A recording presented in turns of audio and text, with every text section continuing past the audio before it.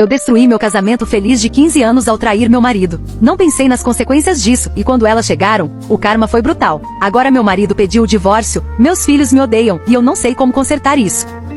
Oi, pessoal! Estou aqui para compartilhar como um único erro arruinou toda a vida que construí com meu marido e meus filhos. Eu me esforcei tanto para cumprir minhas responsabilidades de esposa e mãe da melhor forma possível. Mas infelizmente tudo chegou ao fim porque em um momento de fraqueza eu deixei me levar. Quero dizer a vocês que o ditado, a grama do vizinho é sempre mais verde, deixa de ser apenas um ditado quando acontece na sua própria vida. Hoje entendo perfeitamente quando as pessoas dizem que um único erro pode arruinar toda uma existência. Todos os dias eu oro e espero que algum dia eu seja perdoada e acolhida de volta. Agora sou uma mulher divorciada, depois de 15 anos de casamento. Reconheço que a culpa foi toda minha, mas não concordo quando dizem que foi porque eu queria curtir a vida ou me divertir. Não era isso. Eu só queria me sentir melhor comigo mesma, sentir que ainda era digna de ser a esposa do meu marido. Nunca imaginei que tudo tomaria um rumo tão inesperado, virando minha vida de cabeça para baixo num piscar de olhos. Eu tinha 2 filhos adoráveis com meu marido amoroso, que agora me bloquearam e sentem vergonha das minhas atitudes. Sei que parece estranho chamá-lo de amoroso. Quando fui eu quem traiu esse amor e coloquei tudo a perder só porque fiquei feliz que um homem mais jovem tivesse se interessado por mim. Meu marido era um homem bem-sucedido na empresa, prestes a ser promovido a CEO. As crianças e eu estávamos empolgados para a festa de anúncio e eu fiz de tudo para parecer a esposa de um futuro CEO. Fomos posicionados perto de alguns colegas de trabalho dele, pessoas que o acompanharam em sua trajetória. Eu me senti pequena ao lado daquelas mulheres deslumbrantes, não apenas bonitas, mas também inteligentes e bem-sucedidas em suas áreas. Eu não tinha nada para acrescentar às conversas, apenas sorria sem saber até quando conseguiria sustentar aquela fachada. Quando a cerimônia começou, senti alívio por não precisar mais manter conversas que só me faziam me sentir ainda mais deslocada. Meu marido fez seu discurso e me citou como sua inspiração e apoio. Para mim, soou mais como uma obrigação do que um elogio, como se fosse esperado que mencionasse a esposa para não ser julgado. Fiquei em silêncio a maior parte do evento, me sentindo fora do lugar. Todos à minha volta haviam conquistado algo, enquanto eu era apenas uma formada sem carreira, sem nada além dos filhos e da casa para mostrar como realizações. Meu marido percebeu meu desconforto e me disse que poderíamos ir embora se eu quisesse. Mas eu não quis estragar o grande dia dele, que era todo dele. Então disfarcei e disse que estava tão feliz que ainda estava tentando acreditar em tudo aquilo. Meus filhos, ao contrário de mim, interagiram com todos com facilidade, se entrosando naturalmente. Eu era a única peça fora do quebra-cabeça. Acabei indo ao banheiro e fiquei lá por um tempo, pensando se alguém notaria minha ausência. Eu mesma me perguntava se minha presença importava. Mas sabia que não podia me esconder para sempre. Respirei fundo e voltei ao salão principal. Meu marido me pegou pela mão, me apresentou a seus chefes e elogiou minha dedicação como esposa. Mas era só isso que eu era para ele, uma boa esposa. Não havia mais nada na minha identidade além disso. Voltamos para casa e aquele aperto no estômago só crescia, me fazendo sentir cada vez menor. Não consegui dormir, me perguntando se na verdade eu não estava apenas atrasando a vida dele. Talvez ele merecesse alguém melhor, alguém à altura do carisma dele, capaz de contribuir com conversas inteligentes em vez de apenas sorrir sem entender nada. Na manhã seguinte, meu marido percebeu minha inquietação e me disse que eu não precisava me preocupar com nada, que ele era grato por ter me conhecido e que eu havia mudado sua vida completamente. Disse que se pudesse reviver tudo de novo, ainda me escolheria. Sorri aliviada, achando que talvez estivesse apenas exagerando. Se ele estava feliz comigo, então eu não deveria me preocupar tanto. Mas logo depois, enquanto eu preparava café, ouvi ele ao telefone com sua secretária dizendo: "O que eu faria sem você?" Senti meu coração apertar. Para mim, ele dizia que era grato por eu estar na vida dele. Para ela, ele dizia que ficaria perdido sem ela. E a diferença no peso dessas palavras era clara. Para ela, eram sentimentos verdadeiros. Para mim, soavam como frases vazias ditas por obrigação. Depois de ver as colegas de trabalho do meu marido, admito que fiquei um pouco com ciúmes da forma como elas se comportavam e conversavam. Era tudo tão elegante e inteligente. Eu queria ser como elas, para que meu marido me valorizasse mais e dissesse coisas vindas do fundo do coração. Na verdade, não era só ciúme, eu estava insegura, com medo de que meu marido encontrasse alguém mais competente e sofisticada do que eu. Decidi que antes que ele se afastasse de mim, eu precisava me tornar tão desejável quanto fui quando nos conhecemos. Ele sempre me dizia que me amava exatamente como eu era e que não mudaria absolutamente nada em mim. Mas eu acreditava que ele falava isso apenas para me confortar. Eu tinha cicatrizes do parto, estrias, tinha engordado bastante e mal cuidava da minha pele. Meu marido ria dessas minhas inseguranças e dizia que cada marca contava a história de uma vida maravilhosa que nós vivemos juntos. Que ele era feliz por ter feito parte de tudo aquilo e compartilhar essas experiências comigo. Mesmo assim, eu não me convencia e queria mudanças radicais no meu estilo de vida. Eu queria provar a mim mesma, e a ele, que ainda podia fazê-lo se apaixonar por mim como antes. Ele dizia que já se apaixonava de novo toda vez que me olhava, e que se aquilo me faria feliz, então ele me apoiaria no meu processo de transformação. Na semana seguinte, fiz uma lista de tudo o que queria conquistar para ser, com orgulho, a esposa que caminhava lado a lado com ele.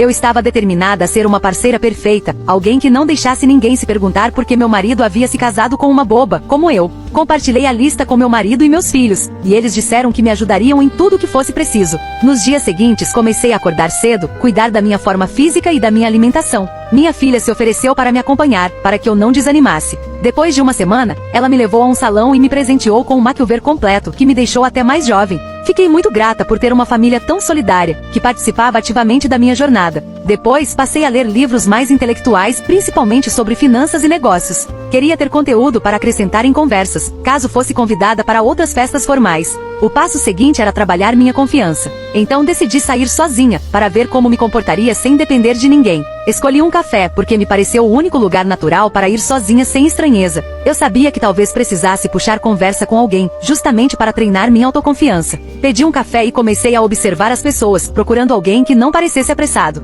Foi quando vi um rapaz lendo um livro que eu já tinha terminado. Achei que seria natural puxar conversa sobre aquilo. Me aproximei e perguntei se poderia sentar ao lado dele, sem incomodar. Ele não se importou, então sentei e respirei fundo, juntando coragem para falar. Perguntei se ele estava gostando do livro até ali. Ele levantou os olhos, sorriu de um jeito como se eu estivesse dando em cima dele. Rapidamente expliquei que não queria atrapalhar, mas que não resisti em falar porque achava aquele livro muito subestimado. Ele então me perguntou se eu sabia do que realmente tratava a obra. Parecia mais um teste do que curiosidade. Eu disse que não estava tentando paquerar, só queria conversar sobre o livro de verdade. E assim ficamos uns 30 minutos debatendo. Eu estava tão envolvida com a visão dele sobre a história que nem percebi meu café esfriando. Ele disse que já que era culpa dele por me prender na conversa, me pagaria outro café para continuarmos. Achei a ideia ótima e não consegui dizer não. Ficamos ali falando não só de livros, mas também sobre a vida, e para minha surpresa, eu estava adorando a companhia dele.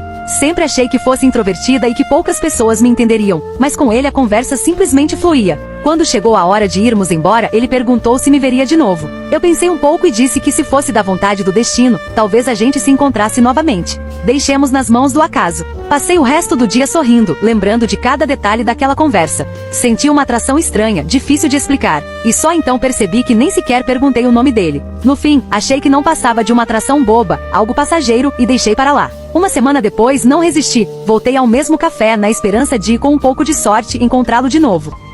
Infelizmente não havia sinal dele no café, então voltei para casa abatida. Eu deveria sair para encontrar minhas amigas, mas não estava no clima. Decidi ir a uma livraria para clarear a mente. Caminhava sem rumo entre as prateleiras quando fui puxada para um canto. Levei um susto enorme, fiquei apavorada e quase gritei, até perceber quem era. Era o homem misterioso do café. Na mesma hora, um sorriso surgiu no meu rosto. Ele também sorriu com aquele ar provocador e disse que não conseguia parar de pensar em mim e na nossa conversa. Sem pensar duas vezes, ele me beijou. A proximidade entre nós jogou a favor dele. Eu queria resistir, mas o beijo foi tão bom que simplesmente cedi. Retribuí imediatamente como se estivesse esperando por aquilo. Ele parecia certo de que eu reagiria assim, sorrindo como se tivesse o controle da situação. Me puxou para um canto ainda mais escondido da livraria e nos beijamos de novo, cada vez mais intensamente. Nossas mãos se exploravam sem limites. Antes que percebêssemos, estávamos transando ali mesmo. Tentamos abafar os gemidos, e ao terminar trocamos olhares de satisfação. Enquanto eu me vestia, virei para falar algo com ele, mas ele já não estava mais lá. Desapareceu sem dizer nada, sem sequer me dizer o nome. Tudo parecia um sonho. No caminho de volta para casa, eu me beliscava para ter certeza de que aquilo tinha sido real e não alguma fantasia. O encontro me marcou de tal forma que horas depois, eu ainda sentia como se o toque dele permanecesse no meu corpo.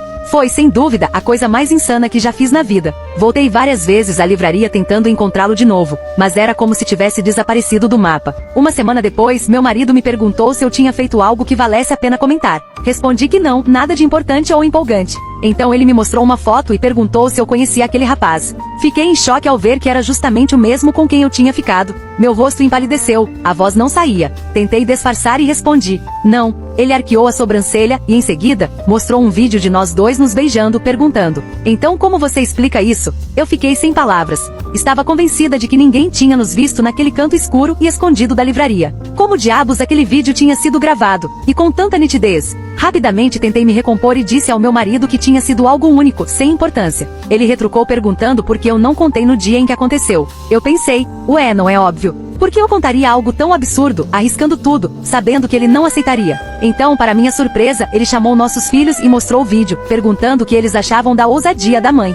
Fiquei em choque por ele expor nossos filhos a algo assim, me fazendo descer ainda mais no conceito deles. Ambos disseram que estavam envergonhados de mim, que era humilhante eu ter me rebaixado a ponto de transar com o primeiro homem que apareceu. Foi aí que minha filha revelou algo ainda pior. O rapaz era colega de classe dela, e a vinha perseguindo para conseguir um encontro. Cansada, ela respondeu de forma sarcástica: nem a minha mãe teria interesse em você. Ele retrucou: se eu conseguir conquistar sua mãe, então você não vai ter escolha a não ser sair comigo. Minha filha, confiante, aceitou o desafio, pois tinha certeza absoluta de que eu jamais cairia na conversa dele. Mal sabia ela que eu já tinha feito exatamente isso. Ele não só me conquistou, como foi além e transou comigo. Minha filha disse, chorando, que agora a escola inteira sabia, porque ele espalhou o vídeo com orgulho, marcando ela e dizendo para todos que a mulher no vídeo era a mãe dela. No começo minha filha achou que o vídeo pudesse ser falso, até porque para ela, ele só tinha me visto uma vez, no café, quando ela mesma havia marcado o encontro. Ela não sabia nada sobre a livraria, mas o vídeo era perfeito demais para parecer gerado por inteligência artificial. Então ela resolveu investigar por conta própria.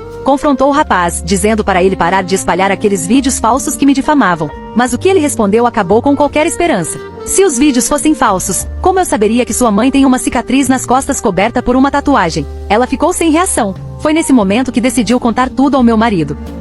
Meu marido abraçou minha filha e disse que a única maneira de saber a verdade seria me confrontando. Eu já estava em lágrimas ouvindo tudo aquilo. Nunca imaginei que uma atitude errada minha colocaria minha filha numa situação tão cruel, em que todos a estavam humilhando e chamando de nomes horríveis. Ela chorava, contando que os garotos da escola ficavam perguntando se ela gostaria de ir a uma livraria com eles. Os comentários eram nojentos e maliciosos. Meu marido então pediu para as crianças saírem do quarto, dizendo que cuidaria de tudo à sua maneira. Meu coração estava despedaçado, porque além de ter sido egoísta, também destruí a linda relação que tinha com meus filhos. Supliquei ao meu marido que me desse outra chance, que me permitisse provar que eu ainda era a mesma mulher por quem ele tinha se apaixonado todos esses anos. Ele me respondeu que se eu fosse realmente a mesma pessoa, primeiro não teria sentido a necessidade de mudar quem eu era, e segundo, mesmo depois de tentar mudar, não teria ido pelas costas dele fazer algo assim, e ainda por cima sem demonstrar arrependimento verdadeiro. Disse a ele que tudo foi apenas um erro, um momento de fraqueza em que eu queria me sentir mais feliz e confiante. Mas que isso não significava que eu queria jogar fora minha vida e minha família. Meu marido respondeu que não queria mais nada comigo,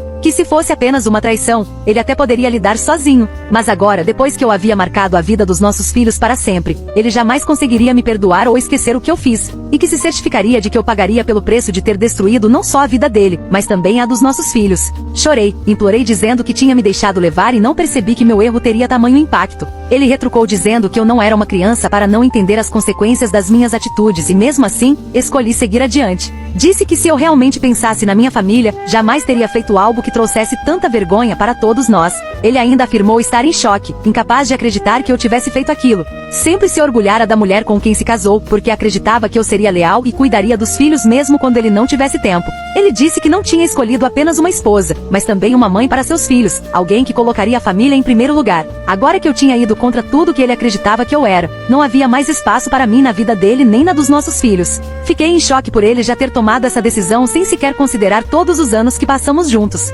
Tentei argumentar, dizendo que ele não podia decidir sozinho também pelos meus filhos.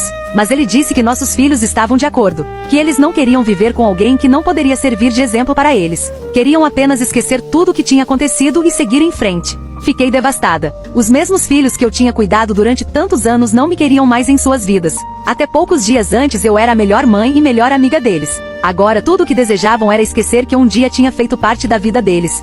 Chorando, saí de casa sem coragem de discutir ou continuar implorando perdão. Num piscar de olhos, minha vida deu uma guinada de 360 graus e eu me vi completamente sozinha. Não culpei ninguém além de mim mesma. Em algum momento na minha tentativa de ser uma esposa que estivesse à altura do meu marido, eu me ceguei e levei isso longe demais. Talvez eu devesse ter sido feliz do jeito que eu era. Eu não considerei que meu marido me amava exatamente como eu era e nunca me traiu. Eu tinha 2 filhos lindos, que sempre se orgulharam de mim e dividiam tudo comigo. Eu tinha tudo que uma mulher poderia sonhar, mas destruí tudo pela ganância de ser alguém que eu não era. As lições mais duras da vida são aprendidas na dor, e eu aprendi a minha no meio desse caos. Não devemos ir contra o nosso próprio fluxo natural, tentando mudar o que está fora do nosso alcance. Se as pessoas estão insatisfeitas com você, elas vão dizer de alguma forma. Eu não precisava me martirizar por não estar no mesmo nível de quem dedicou anos a desenvolver uma habilidade. Cada um tem seus talentos, e ninguém é perfeito em tudo. Sei que isso soa óbvio, mas aprendi tarde demais, só depois de perder as coisas e as pessoas mais preciosas para mim.